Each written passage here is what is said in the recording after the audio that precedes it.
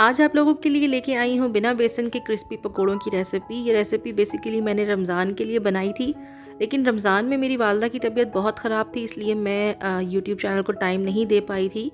तो अब अल्हम्दुलिल्लाह मेरी वालदा की तबीयत बेहतर है, तो सोचा कि क्यों ना आप लोगों के साथ अब ये वीडियोस शेयर कर दी जाएँ।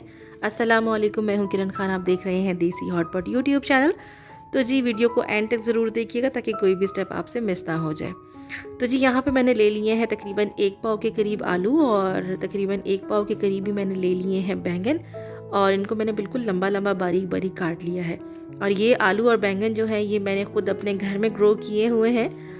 मैंने अपनी छत पे कुछ वेजिटेबल्स जो है वो ग्रो की हैं, और मैं करती हूँ तकरीबन हर साल ही वेजिटेबल्स जो है वो ग्रो करती हूँ और उनसे कुछ चीज़ें जो है वो बनाती हूँ। मम्मा मेरी बहुत मुझे कहती हैं कि ये क्या करती है, और ये सब्ज़ियाँ तो 50-60 रुपए की किलो मिल जाती हैं, तो इतना टाइम लगाती है। तो इन सब्ज़ियों को ग्रो करने के बाद 3 महीने की मेहनत के बाद जब ये कुछ बैंगन और कुछ टमाटर मिलते हैं तो यकीन करें बहुत खुशी होती है। इससे आपको फ़ायदा भी होता है कि आपको ऑर्गेनिक सब्ज़ियाँ जो हैं वो घर में मिल जाती हैं। जो बाज़ार की सब्ज़ियाँ होती हैं पता नहीं इनमें कौन कौन से केमिकल्स डले हुए होते हैं, ये जो हमने घर में ग्रो की होती हैं ये ऑर्गेनिक होती हैं। तो इसीलिए जी आप लोग भी अपने घर में किचन गार्डन में वेजिटेबल जो है वो ग्रो कीजिए। सीड्स वगैरह तो आपके घर में ही सब होते हैं। सो जी यहाँ पे अब दोबारा से स्टार्ट करते हैं, कुकिंग की तरफ आ जाते हैं।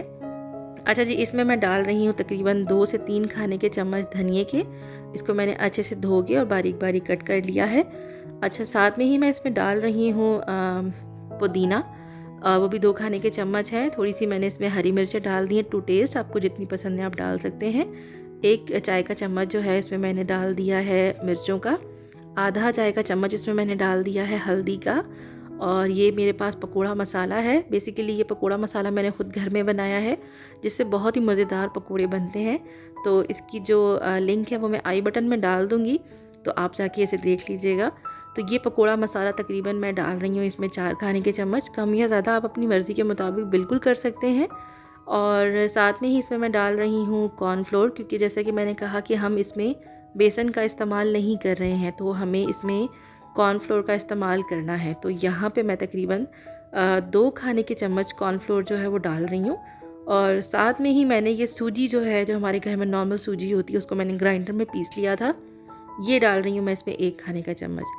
और इन तमाम चीज़ों को अच्छे से एक बार आपने मिक्स कर लेना है बहुत ही ज़बरदस्त तरीके से। और अब ये देखें जी, इस तरह से हो गई है इसकी लुक। अब इसमें मैं शामिल कर रही हूँ 2 अदद अंडे। जी जनाब, 2 अदद अंडे इसमें मैंने डालने हैं। अंडों से क्या होगा कि ये बहुत ज़्यादा क्रिस्पी बनेंगे और इनका जो टेस्ट है ना वो बहुत लजीज आएगा। तो अंडे डालने के बाद इनको आपने अच्छे से हाथों से मिक्स कर लेना है। जब तक हम चीज़ों को हाथों से ना मिक्स करें ना तो मज़ा नहीं आता, देसी तरीका है ये हमारा। तो जी इसको अब आपने कुछ देर के लिए रेस्ट पे छोड़ देना है, आधे घंटे के लिए। उसके बाद आपने एक कुकिंग पैन ले लेना है, कढ़ाई ले लेनी है और उसमें डाल लेना है घी। घी को हीटअप कर लेना है और आपने इस तरह से स्पून की मदद से या हाथ की मदद से आपने पकोड़े जो हैं, जिस तरह की शेप आपको अच्छी लगती है, आपने बना लेने हैं। इनको आपने बिल्कुल लो फ्लेम पे कुक करना है, बहुत ज़्यादा हाई फ्लेम पे कुक नहीं करना, क्योंकि इसमें बेसन नहीं है।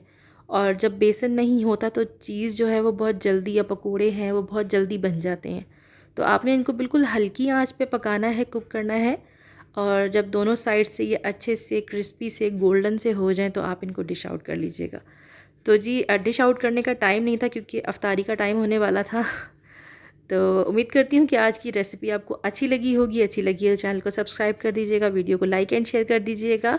अपना बहुत ख्याल रखिएगा। अब इंशाल्लाह आपके साथ हर 2 दिन बाद एक नई रेसिपी के साथ हाजिर हुआ करूँगी। और मेरा दूसरा चैनल है किरण ब्यूटी सैलून, उसको भी सब्सक्राइब कर दीजिएगा। अल्लाह हाफिज़ एंड पाकिस्तान जिंदाबाद।